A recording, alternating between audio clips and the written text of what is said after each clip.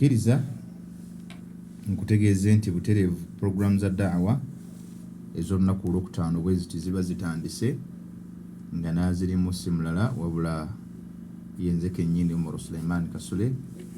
Tuba tutandise omusomo gwaffe gwe tuliko ogw'olunaku olwaleero oguyitibwa kaifiyati taamuli Nabbi sallallahu alayhi wasallama ma asnaafi annas almukhtalifina, engeri omubaka sallallahu alayhi wasallama gye yakolaganamu n'abantu ab'enjawulo mu biti eby'enjawulo ku mulembe gwe, kyekigendererwa eky'omulamwa gw'omusomo gwaffe gwe tuliko n'okutuusa olunaku olwaleero.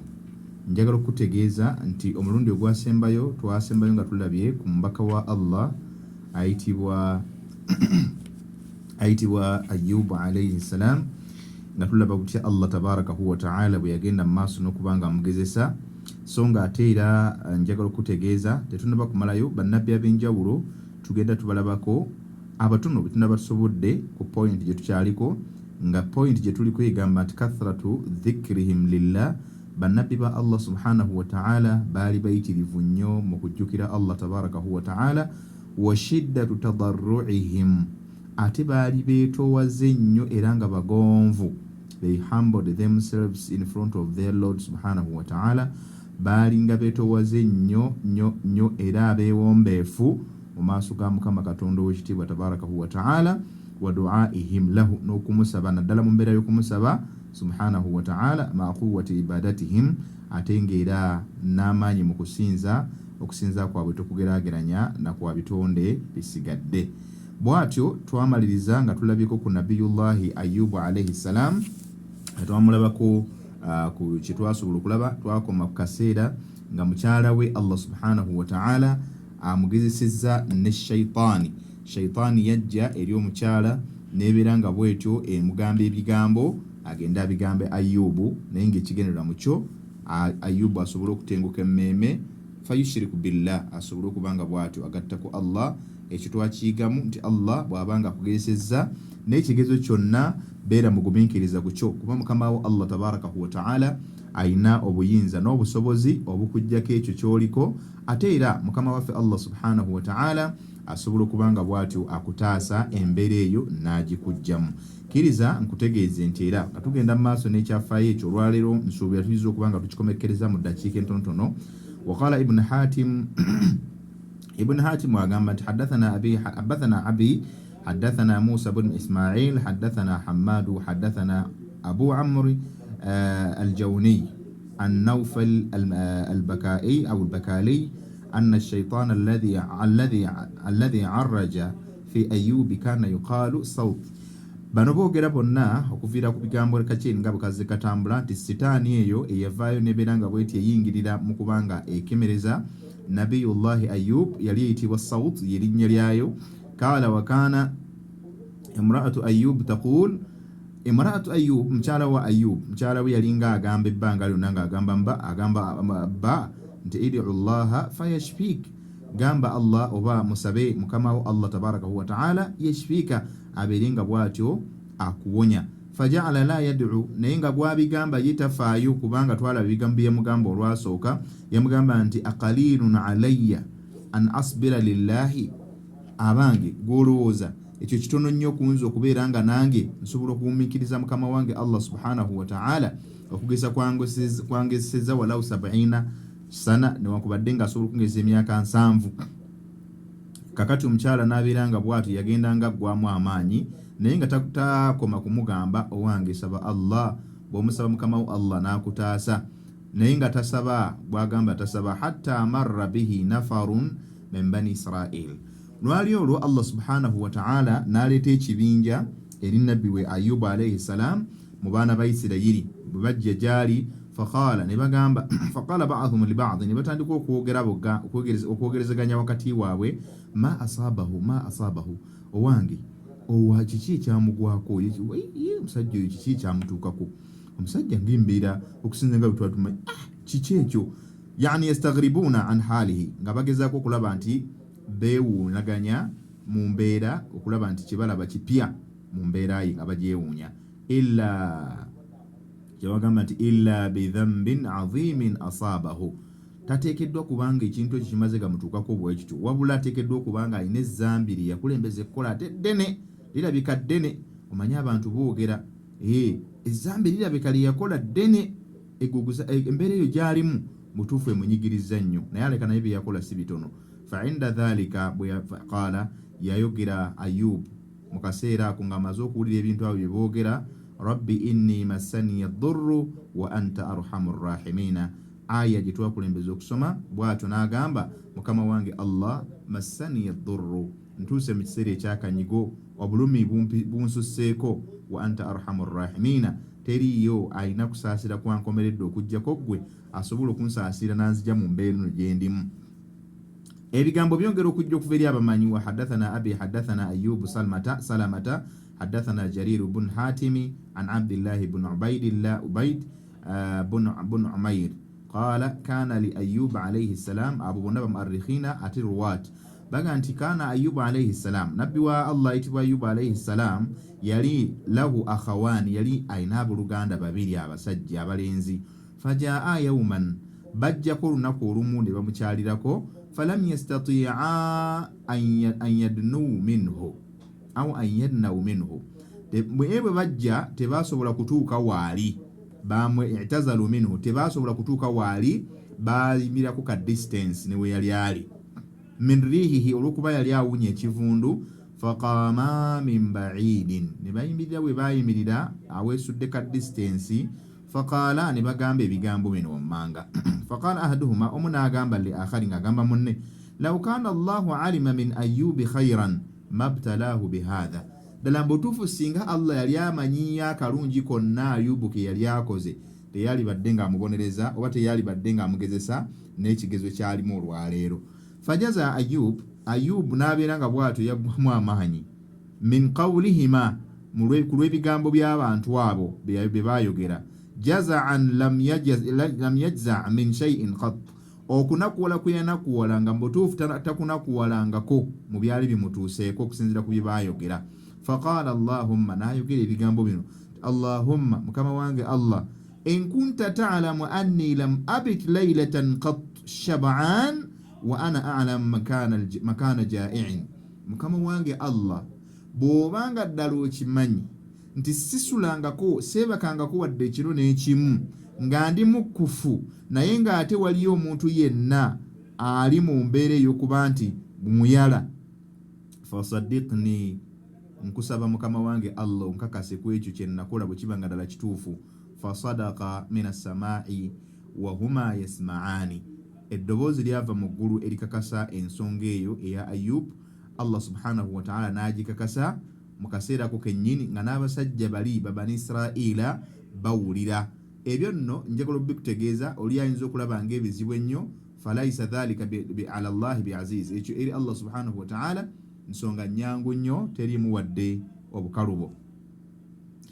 N'olwekyo teyakoma okwo. Thumma qaala, n'ayongera n'agamba, Allahumma, mukama wange Allah, in kunta ta'lamu anni lam yakun li qamisan qat, bw'obanga okimanyi nti saalinako olugoye wadde n'olumu, wa ana a'lamu makana 'arin, nga mmanyi waliyo omuddu wo Allah subhanahu wa ta'ala ayita obute, atalina kyakwambala.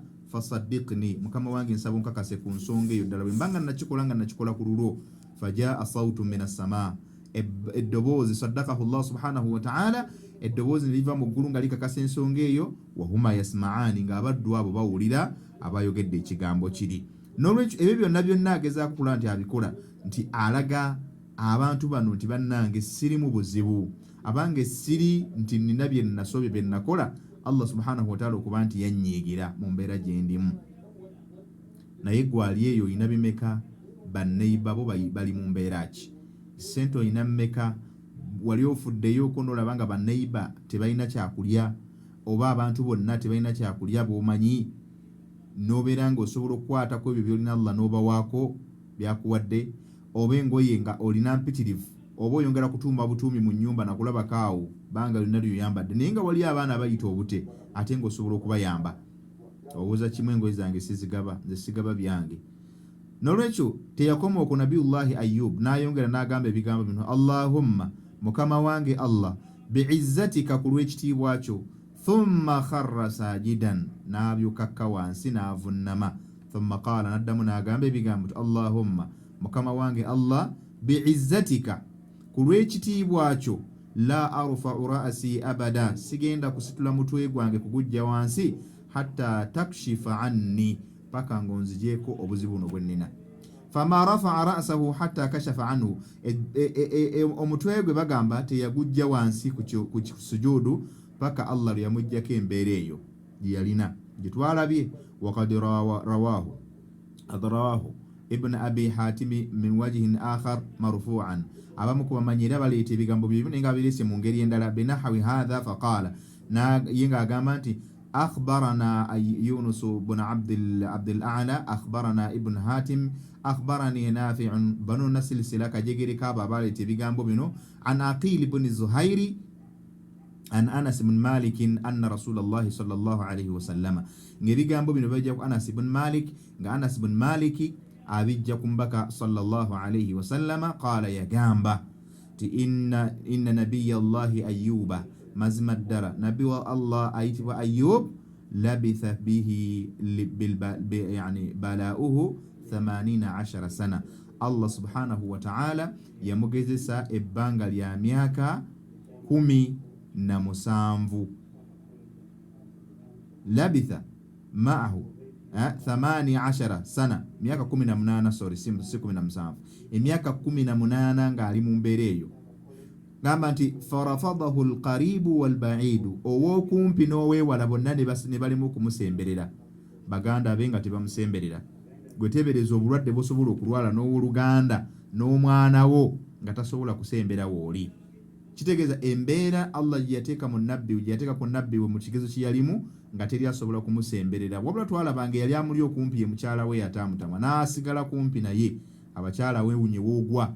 Singa Allah agesa mu mbeera nga bbaawo gwe wekka ayinza okubanga amusigalako nga n'ab'enganda ze tebayinza kumanya ki kimuli, kuba bakyali abakyala abo bafanako bwe batyo. Buli omu osobola okukyebuuza n'osobola okubanga bw'otyo okyeddamu okusinziira ku mbeera mu bawangaalira ne bolaba abantu bwe bawangaala mu kitundu ekyenjawulo. N'olwekyo batugamba nti nabbi wa Allah subhanahu wa ta'ala Ayyub, embeera eyo Allah subhanahu wa ta'ala gye yamugezesa, yafuna ekigezo ky'okuba nti teri amusemberera, illa rajulaini min ikhwanihi, okujjako baganda be babiri ne mukyala we nga bwe twalabye, baganda be babiri, kana min akhassu akhawanihi, yalina ab'ebuganda baali bangi naye mu bbeera mwalimu abooluganda babiri abaali ab'oku lusegere ennyo gye yali, kana yaghduwani ilayhi wa yaruhani, baalinga tebatta kumulambula, bajja ku makya n'ebyeggulu, ku makya mu ttuntu nga baddayo lwaggulo, bajjanga ne bamulambula nga tebamwetamwa. Faqala ahaduhuma li sahibihi, omu n'agamba munne, ta'lamu wallahi, muganda wange omanyi ndayira Allah, laqad adhnaba Ayyuubu dhanban ma adhnabahu ahada min alalamin, muganda wange nkulayirira Allah, okimanyi nti Ayyuubu ayina ezzambi lye yakola mu butuufu ng'ezzambi eryo tewali n'omu yali alikoze mu baddu ba Allah bonna be yatonda ku nsi kuno. Faqala lahu sahibu, munne n'amugamba, wama dhaaka, owaye ate ezzambi kyeryo nze nga sirimanyi. Qala, kyava mugamba nti mundhu 18 sana, okimanyi ng'okumala ebbanga lya myaka 18 ye nasinzidde ku ekyo, lam yarhamuhu Allahu fayakshifu ma bihi, nti Allah tassanga kusaasira eri musajja ono kulaba nga amuggyako mbeera eyo. Amakulu ye kwe yapimira nti ebbanga lyalwadde olw'okuba ppanvu, Ayyubu ateekeddwa okuba alina ebbanga, alina kye yakola ekinene. Falamma raha ilayhi lam yasbir arrajula hatta dhakara dhalika lahu, bwe bagenda gyali kino bakyogera nga Ayyubu taliiwo, naye bwe baddayo gyali ono munne gwe bagamba ebigambo ebyo ye teyakola ki, teyasirika, n'abibuuza Ayyubu. Faqala Ayyubu alayhi salam ma adiri, ye yagenda n'abibuuza Ayyubu n'amugamba nti owaayi Allah ali mu kubonereza okubanga ebbanga lino lyonna lyolwadde takujjaako, ekitegeezo oteekeddwa okubanga olina bye wakola. Ayyubu alayhi salaamu n'ayogera ebigambo bino, naga ati ma adiri ma taqul, nze munnange kyoyogerako sikimanyi. ghaira anna Allah azza wa jalla ya'lam, okujjako mukama wange Allah yamanye ensonga eyo, anni kuntu amru ala rajulaini, agati anni kuntu amru ala rajulaini yatanazaani fayadhkurani llah. Owuliriza eno endogera erimu kinaya, erimu enjogera yewale yekwese, nti yagamba nti munnange byombuuza sibimanyi.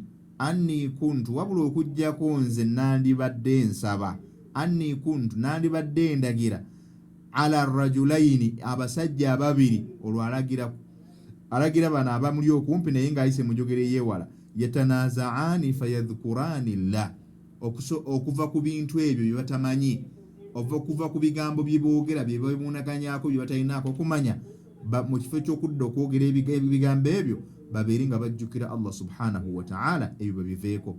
فأرجع إلى بيت يعني فأرجع إلى ماذا؟ فأرجع إلى بيتي فأرجع إلى بيتي فأكفر عنهما. نقام أنت فأرجع إلى بيتي فماذا؟ فأكفر عنهما. agamba nti singa ekibana bakivuddeko فأرجع إلى بيتي, nsobole nze ngenda kuddayo waka wange biidhinillah, kubanga bino babyogera teyali waka. Bino ebintu babyogera bamusanga mu kkubo ng'alina afulumyeko, alina ku mukyala we yali alina waatera okumutwalako ng'afulumyeko naye ng'agenda amuwaniridde. Naga nti fa akfura anhuma, oba oli abo bana bakivuddeko ekyo, bwe nnaaba nga nzize mu nnyumba yange nsobola okusaba Allah mukama wange n'abeera ng'ensonga eyo agye basonyiwa n'akibajjako ekyo ekibi, okwogera karahatan an yadhkura allaha illa fi haqqin, okusobola okuba nti olw'ebigambo ebyo biboogedde nga tebyobogedde nga byamazima ku Allah, amakulu balinga abatemerera Allah ebigambo, naye nze bwe nnaaba nzizeeyo nsobola okuba nga bwe ntwenjogera ne mukama wange Allah ne mmusaba, n'asobola okuba nga abasonyiwa ezzambi eryo singa banaba babivuddeko. Ebyo nabbi wa Allah Ayyuubu abyogera, akoma ku basajja bali baganda be okubeera nti beewala obutayogera bitali byamazima. Naawe bw'otyo bangi nnyo mugenda mu malwaliro n'otandika okwogera samwasamwa n'ebyanjwanjwa, naye kale Allah, kale omuntu n'omulwaza bw'oti, fa innaka tuatibu Allah, n'ogezaako kulaba nti ate olinga anenya Allah ku ki ekituuse ku muddu we. Nengera Allah bw'amulira, kale kumulwaza bw'ati wakiri singa amusse amutamu wakiri ne tumanyirirwa, gwe gwa mutonda gwomanyi lwaki Allah mutadde mu mbeera eyo. Oba oliawo kyakuyiga gy'oli, oba oliawo kyakuyiga eri abali mu malwaliro, oba oliawo kyamuddu ono kubanga Allah subhanahu wa ta'ala bw'anaaba muwadde saburu, nsonga egenda okumusonyisa mu maaso ga Allah emuweesa ejjana, naye gwe n'oyogera by'otamanyi. N'olwekyo istaghfirullah, beera nga weerenya Allah ku lw'ensonga eyo, kubanga ne bano Nabiyullahi Ayyuubu yasaba Allah w'ekitiibwa, yaddayo n'asaba Allah w'ekitiibwa abeere nga abantu bano abasonyiwa ku lw'ensonga eyo, naye olugwani anaakusaba okuba nga osonyiibwa. N'olwekyo tomala nga gayogera ng'olabye omuntu amubtala, bw'olaba Allah yenna gw'abagesezza. Munnange soma obusomeddwa ffe nabbi gye yatuyigiriza yegamba etya? Yegamba nti alhamdulillahi alladhi afaani mimma btalahu bihi wa faddalani ala kathirin mimman khalaqa tafdila. Kafaaka an taqra hadha ad-du'a. Kikumalira bumaliza okubanga edduwa eyo gwe gy'osomyewo mu kifo okwogera ebigambo ate bigenda okubanga oba oli awo bikufunisa omusango mu maaso g'owekitiibwa Allah subhanahu wa ta'ala. Batugamba nti falamma kana dhata yawmun atba'at alayhi fa awha ila Ayyuubi fi makanin. Munnange bategeeza nti bw'amala okubanga ebigambo bigamba qaala wa kana yakhruju fi hajatihi, yalinga oluusi afuluma nga alinayo obwetaavu, yalinanga ebyetaavu ebweru, either okubanga agendako mu biyigo oba kugendako mu toilet oba kasana kwota kasana, yalinga afuluma nga alina byeyeetaaga wabweru, oluvannyuma nadda ewaka. Fa idha qadaha, bwe yalinga abimaliriza, amsakat imra'atuhu biyadihi hatta yablugha, mukyala we yamukwatangako ku mukono mpola mpola n'amuzza ewaka. Falamma kana dhata yawmun abta'at alayhi, naye we olunaku olumu yali afulumye, mukyala we yamukeereya, abta'at alayhi, yamukeereya. Fa awha ila Ayyuubi fi madha fi makanihi, mukyala we yakeerebwa okubeera nga bw'atyo amuzza ewaka kubanga amunono okumuzza ewaka. Naye Allah subhanahu wa ta'ala wenna hadithi y'omubaka sallallahu tugamba nti Allah nassa obubaka eri Ayyuubu alayhi salam, fa awha ilayhi ila Ayyuubi fi makanihi, we yali ali wennyini Allah subhanahu wa ta'ala olwokuba mukyala we kulu yali akiri yamukereya okubanga amuzaayo Allah namusako obubaka an arkud birijlik Allah namugamba kuba yasobako omugamba akuba ekigere kye wansi hadha mughtasalun baridun wa sharab fa idha bima'in barid newafutukawo amazzi amanyogovu amalungi Allah subhanahu wa ta'ala namulagira madha namulagira aganyweko era bwatyo aberenga agakolaki aganaabako nakikola ekyo fafaala dhalika. Ebyo nno bigambo byaletebwa mu hadithi mbaka Muhammad sallama nga ziretebwa sahaba yitibwa Anas bin Malik radiyallahu ta'ala anhu. Iyo hadithi yabeeranga bwetyo ezibwayo gharibun jidda ya amakulu yaletebwa omuntu mbesiga abamanyikiddwa okusinzira ku tafsiri Ibn Kathir nga batugamba. Waqala ibn Abi Hatim حدثني أبي حدثني موسى ابن إسماعيل حدثنا حماد أخبرنا على علي بن زيد عن يوسف بن مهراني عن ابن عباس قال وألبسه الله سبحانه وتعالى حلة من الجنة. bategeeza okusinzira kasilisi nga bukawulidde akaba muarrikhina ne ruwat bategeeza nti Allah subhanahu wa ta'ala yamwambaza olugoye mu ngoye z'ejjana. albasahu llahu hullatan min madha min aljanna, yamwambaza ekyambalo mu byambalo by'ejjana. fatanaha Ayyuubu fajalasa fi madha fi nahiyatin wajaat imraatuhu falam ta'rifuhu. Allah yamwambaza ekyambalo ekyo abantu b'omujjana. olunaku olwo Allah lyamuwonya, oluvannyuma yatuulako ewantu ng'akyali bweru, n'atuula ewantu asaidi, n'atuulako waweeru we yali atudde ku katunumba oba kabalaza. mukyala we najja, fajaat imraatu, mukyala we yajja, falam ta'rifuhu, naye kennyini omukyala n'alimu okutegeera nti oyo gw'ayitako yebba, wabula yajja ng'amunoonya ng'agamba bwe yatuuka ku musajja oyo, mukyala we yajja ng'anoonya bba. jaat imraatu falam ta'rifuhu faqalat ya abdallah, bwe yatuuka unanga ti wange muddu wa Allah, aina dhahaba almubtala alladhi kana hahuna, owange olabyeku ku musajja ono ali mu kigezo Katonda gwe yagezesa n'obulwadde abadde wano omulabyeko. laalla alkilabu dhahabat bihi, oba oliawo embwa ziyinza okuba nga zimulumye zimutwala, au dhiab oba emisege. faja'alat tukallimuhu sa'atan, n'amala obudde kumpi essaawa nnamba ng'ayogerezeganya n'omusajja, naye nga mu kiseera kye kiraga nti yali tamumanyi. Gwabuuza yeye yennyini naye ng'ate ye tamumanyi. faqaala wayhak, Ayyuubu kyava mugamba nti owange kiki ekikutuuseeko? ana Ayyuubu, nze Ayyuubu kennyini. faqaalat ataskharu minni ya abdallah, owange oli mugezaako kulaba ng'onzannyirako, owange gwe muddu wa Allah onzannyirako. faqaala wayhak, kyava mugamba owange kiki ekikutuuseeko? ana Ayyuubu, nze Ayyuubu. faqad radda Allahu alayya jasadi, mukama wange Allah subhanahu wa ta'ala anzirizza omubiri gwange, kubanga tukimanyi nti abadde mu kigezo. wabihi qaala ibn Abbas warada alayhi maaluhu, era bye bigambo birimu Ibn Abbas byennyonnyola ne bategeeza nti Allah subhanahu wa ta'ala radda alayhi maalahu, Allah yamuddiza emaali ye, wa waladahu, n'abaana be Allah n'abamuddiza, baakomawo abantu abaali bagenda abaali bamuvaako, ayanan wa mithlahum ma'ahum, era n'amuddiza n'amuwamu n'ababafaanana n'ebifaananamu ng'ebyo amakulu ne mujjana. Allah n'amuteekera ebyo ebirungi ebifaanaganako ne bino byamuwa ebyoku nsi. waqaala Wahab bun Munabbih ayogera nti awha Allahu ila Ayyuub, Allah yasobaka eri Ayyuub, qad raddadat alayhi ahluka wa maaluka, yani qad raddatu ilayka maaluka wa ahluka wa mithlahum ma'ahum. Allah ayogera ne Ayyuub namugamba nkuddiza abantu bo, raddatu alayka ahluka, abantu bo mbakuddiza, abaali bakuddukako emikwano egyali gyagenda buli kimu bakomyewo, wa maaluka ne maaliyo, wa mithlahum ma'ahum, n'abalala ababafaanana nabo jja kubafuna. faghtasil bihadha alma, n'olwekyo naaba amazzi ago, fa inna fihi shifaa'uka, mwe muli okuwonako. waqarraba an sahibatik qurbanan, era beera nga mukyalawo omuwa amakulu muweeyo ekintu kyonna ky'omuwa ekyomugaso ekyobuvunanyizibwa ekisobola okubeera nga sadaqatan laha wastaghfir lahum, era obeere ng'osonyiwa obasonyiwe ate era obasabire eri Allah subhanahu wa ta'ala abeere nga basonyiwa.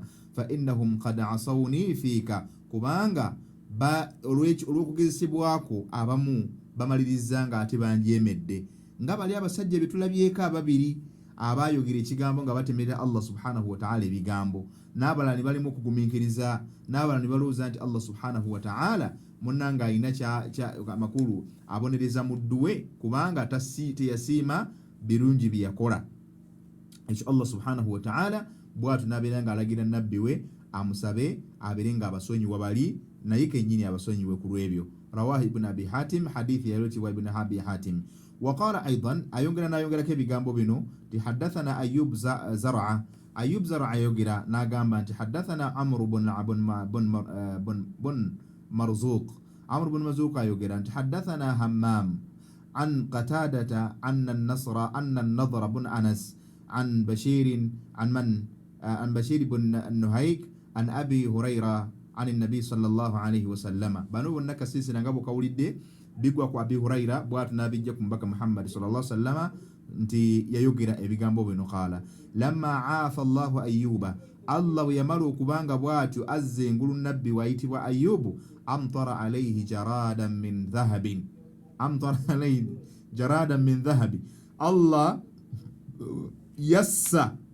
yassa ensenene, jarada ziba nzige zassa grasshoppers, yassa ensenene ezaabuuka okuva oba enzige ezaabuuka okuva mu waggulu nga zikka gyali, naye nga min dhahabin, nga za golodi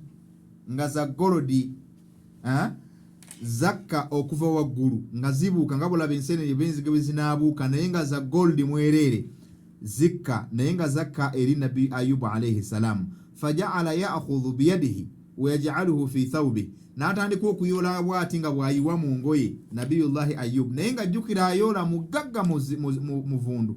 Qala Allah kyava agamba faqila, reporter kyava agamba nti kyagambibwa faqila lahu, ne bamubuuza, yabuuzibwa Nabiyullahi Ayyub alayhi salam, ya Ayyub, owange Ayyub, ama tashba, yabuuzibwa owange gwe tokkuta, owange gwe mugagga gwe maali gy'olina empitirivu ennyo tokkuta. Ono nno nabbi wa Allah subhanahu wa ta'ala, ye yali akuŋŋaanya nga byakuŋŋaanya biri halalan tayyiba, naye owange gwe akuŋŋaanya tokkuta. Qala ya rabbi, Nabiyullahi Ayyub n'agamba owange mukama wange, ekitegeeza nti Allah yali amugamba nti ya Ayyub, owange Ayyub gwe tokkuta, kubina Allah byakuwadde gwe tokkuta. Nabiyullahi Ayyub n'agamba nti ya rabbi, mukama wange Allah, waman yashba'u min rahmatika, ani ayinza okubanga akkuta okusaasira ku, teri ayinza kukuta kusaasira ku na ku birungi byabamuwadde.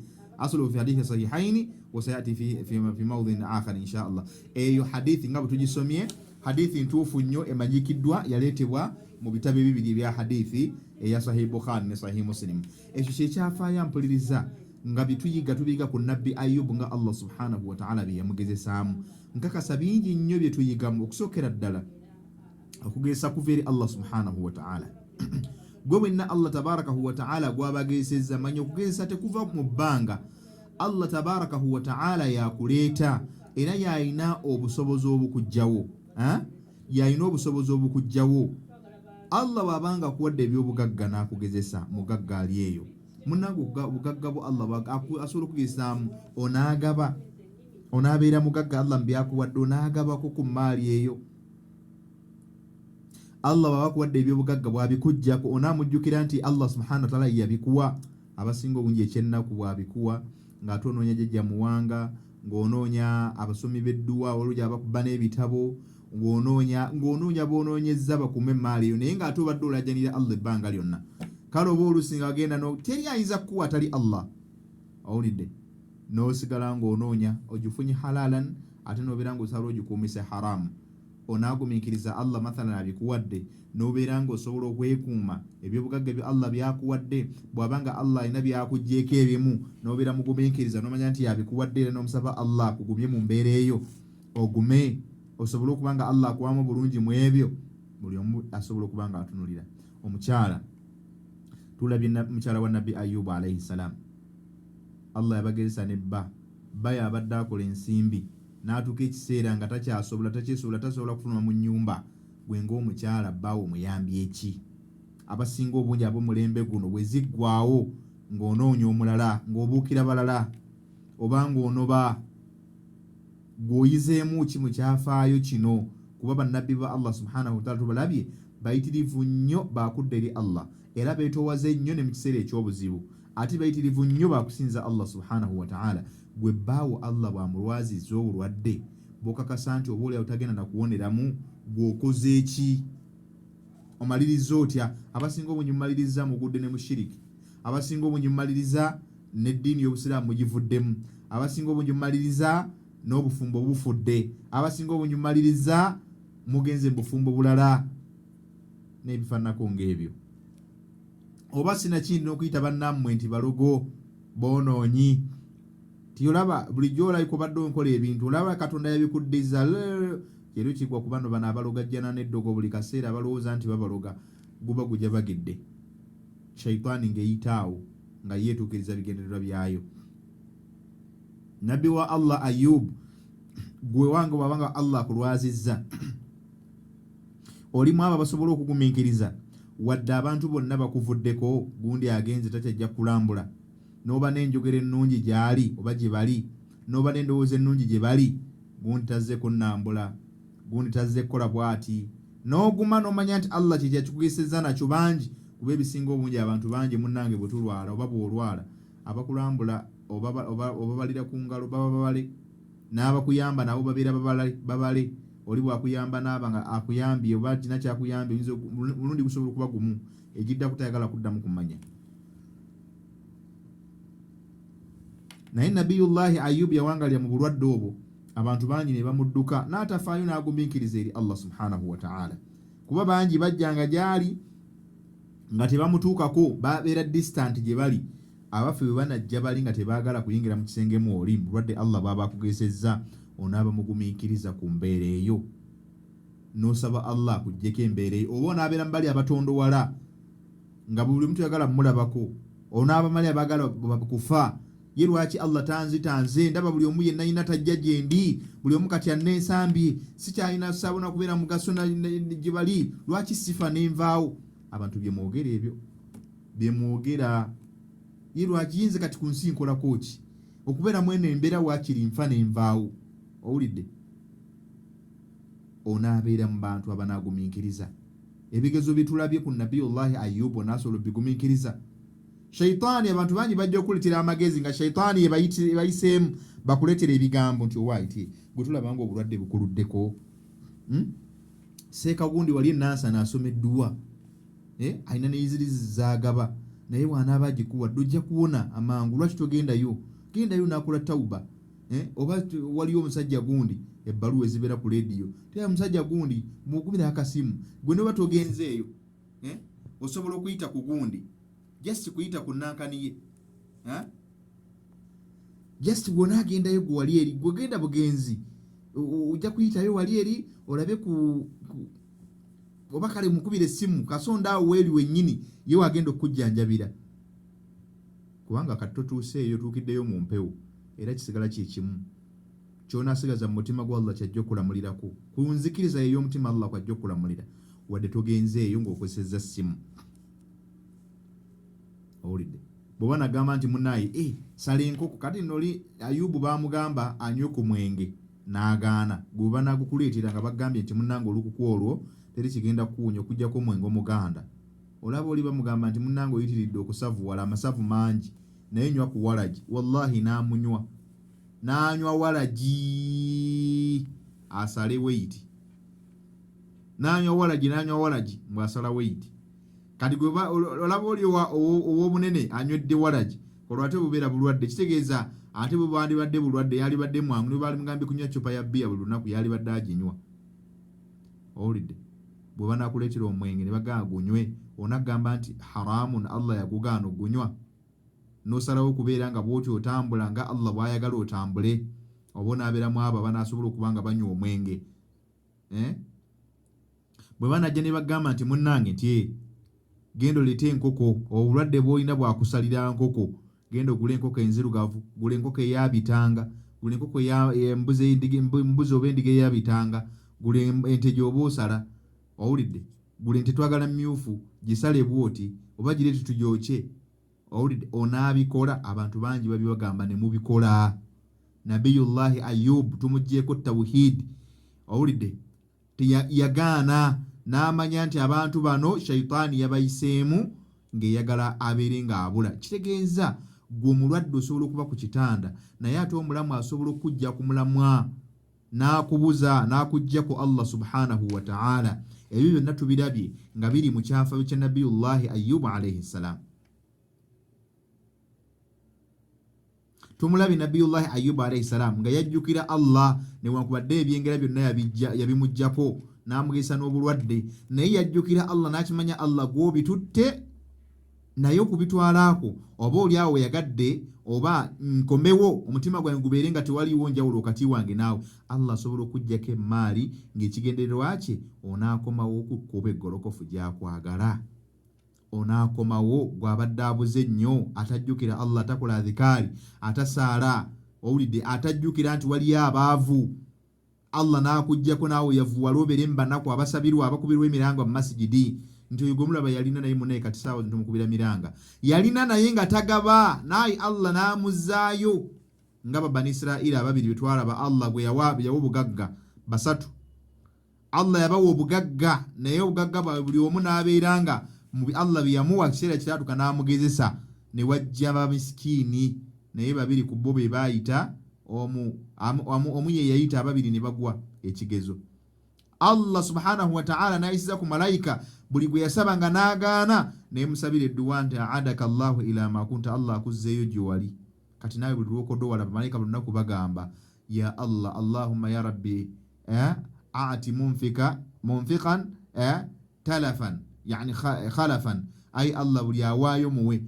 Ate yagaana Allahumma aati mani'an talafan, buli yenna agaanye okuwa Allah subhanahu wa ta'ala mudobonkanye, dobonkanya gobadde okimanyi nti olunaku malayika zikusabira. Nabiyullahi Ayyuubu alayhi salam tumuyigiddeko ebirala. Omuntu yenna embeera gy'otuusemu Allah asobola okubeera ng'akugezesa.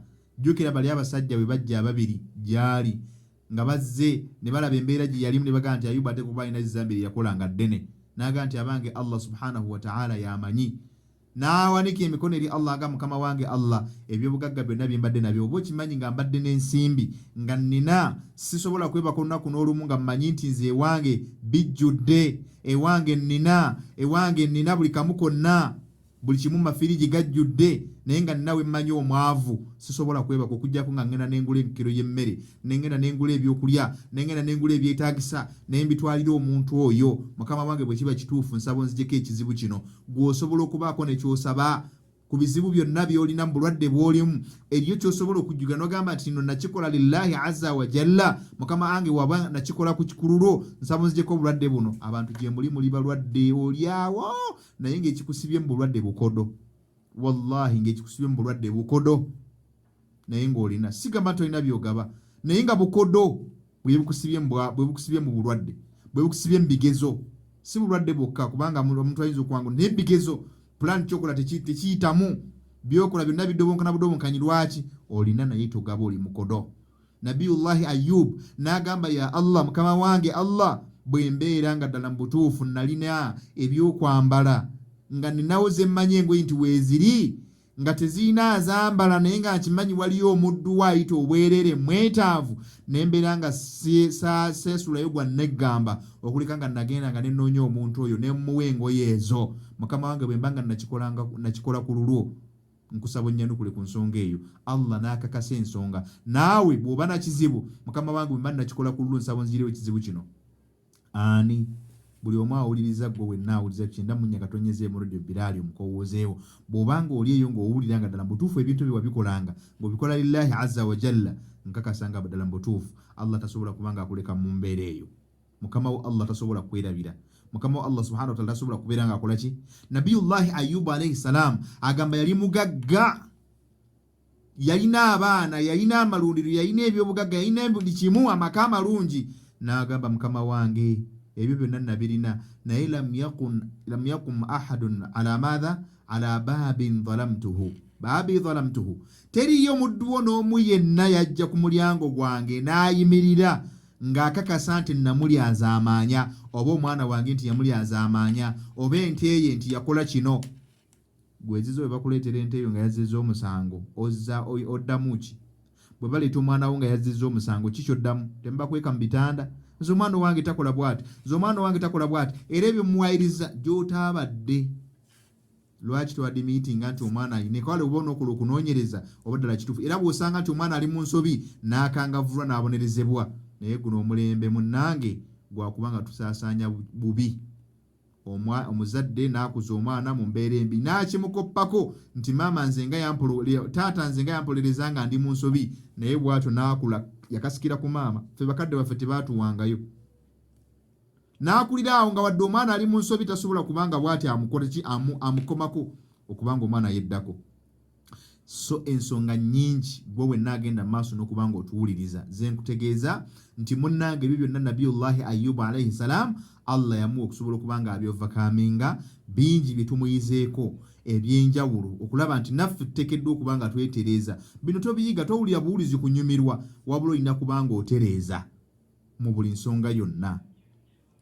Yeerekerezanga n'abeera ng'akola ebyo Allah by'ayagala n'aleka ebyo ye omutima gwe gwagala. Naawe bw'otyo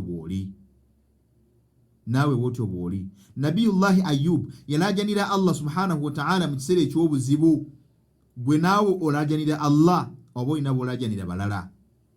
Ekyo kyonna buli omu balil insanu ala nafsihi basira. Gwe osinga okwemanya, nze nsinga okwemanya, buli omu yamanyi. Nabiyullahi Ayyubu Allah yamuwangaza ebbanga eriwera emyaka 18 nga Nabbi s.a.w bwe yategeeza mu hadithi nga ali mu mbeera y'obuyinike. Allah amugezesezza. Gwe Allah bw'akugezesa okumala omwezi mulamba osigala ku ki? Osigala otya? Mu buzibu obwo Allah bw'aba akuwangaalizaamu gwe osigala otya? Allahu akbar kabira. Ensonga nnyingi ze tuyize mu kyafaayo kino gwe wenna bwe tuba tutambula naawe nkakasa ng'ofunye mu bingi.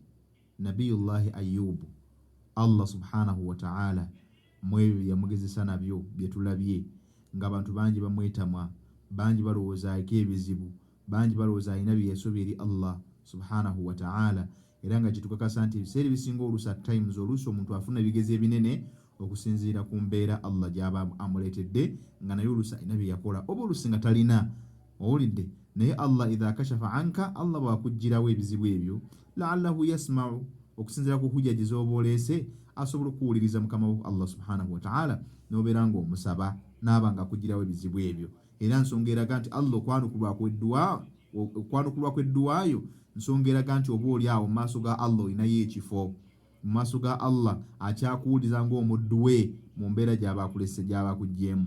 Bw'obanga obadde mwononefu tereeza, bw'obanga obadde mugayaavu yongera ku mirimu gyo, bw'obanga obadde okola emitonotono kale yongerako, bw'obanga obadde tokola tandikiraawo mu mbeera efaanako bwetu, kubanga Allah atugezesa n'ebigezo tufunemu ebyokuyiga ebyenjawulo tusobole okwetereeza tugende okutuuka eri Allah subhanahu wa ta'ala munnange nga atusiimye emirimu gyaffe. N'ensonga endala nnyingi mujja kukkiriza biidhinillahi tabarakahu wa ta'ala. Ebigambo ebyo budde obugenda okubanga buddako gye buddako tugenda ate mu mawulire bi'awnillahi tabarakahu wa ta'ala. Naye nga nnyongera okusibirira entanda gwe wenna agenda maaso n'okubanga otuwuliriza, beera mwegendereza nnyo mu kiseera eky'obulwadde, beera mwegendereza nnyo mu kiseera eky'ekigezo. Allah kyonna kyaba akugezesezza nakyo. Tulinawo ebigezo bingi, kujja n'ebigezo biyitirivu nnyo by'osobola okubanga either obigumiikiriza oba okulema okubanga obigumiikiriza. Ate okimanye nti Allah bw'akuggyako alina obuyinza obukuddiza. Bw'obanga wali mugagga Allah n'abanga yakugezesa mu mbeera nga wali tofa ku Allah, ku mateeka ga Allah, wali tofaayo ku ki? Munnange ddamu Allah bw'abanga akuddiza ate tuddayo mu mbeera gye walimu. Toddayo mu mbeera gye walimu, weetereeze ng'obudde bukyali, weekubeko enfuufu odde otandika okusaddaaka. Kati gwalina kitegeeza ate nkugamba direct saddaaka. Wa abatalina kwata bamuleko abawe, kwata abaddu abazze nga tebali mu mbeera nnungi tunuulire omuliraano ogukuliraanya oguli gutya. Ebyo byonna bitunuulire. Mukama wo Allah subhanahu wa ta'ala asobola okufuuka ensonga naawe okubeera ng'akutaasa, asobola okufuuka ensonga okubeera nga naawe Allah akugulirawo, asobola okufuuka ensonga naawe Allah okubeera ng'akwanguyiza ensonga zo. Kwata ogabe, kwata ogabe, gaba ate weebaze Allah, kubanga era nayo ensonga y'emu kwebaza Allah. Buli lwogaba n'owa abatalina oba kabonero kamu ku muddo akalaga nti weebaza Allah mukama wo, naawe Allah asobola okuba ng'akuddiramu. Naye buli lweweekuniza bingi munnange ebikutuukako obula ebyo bitayinza kuba nga ate osobola. Mukkirize ku lw'obudakiika buno obutonotono biidhinillah tabarakahu wa ta'ala tugenda kuba nga ate bwe tutyo tuyingira ate ekiseera eky'amawulire biidhinillah, n'oluvannyuma lwago insha Allah ate tujja kudda mu kaseera akanaddako bwe tujja okuba nga ate tulabako ku nabbi omulala akatono ennyo awamu n'okufunayo ku masimu aganaabagazze okuva gyeri mmwe abawuliriza insha Allah, tusobole okuba nga ate obaolyawo biidhinillah tujja kuwunzika omusomo gwaffe ogw'olunaku olwaleero. Barakallahu li wa lakum بالقرآن والسنة ونفعنا بما فيه من الآيات والحكمة. أقول ما تسمعون. السلام عليكم ورحمة الله تعالى وبركاته. مكيريزي تبرينغا تي تولكرا أماولي إن شاء الله تعالى.